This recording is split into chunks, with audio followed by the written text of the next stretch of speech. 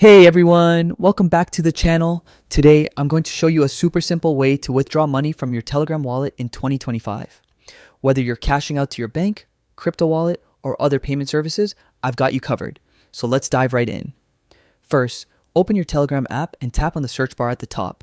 Type in @wallet and select the official wallet bot from the list. Once you're in, just tap start or open your wallet to access your account. Next, tap on the withdraw option. Here, you'll see multiple withdrawal methods like your bank card, crypto wallet, or other payment platforms.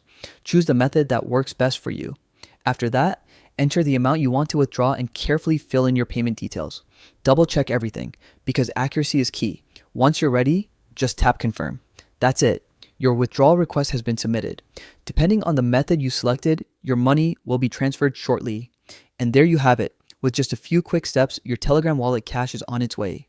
If you found this tutorial helpful, don't forget to like, share, and subscribe for more easy guides like this. Thanks for watching, and I'll see you in the next video.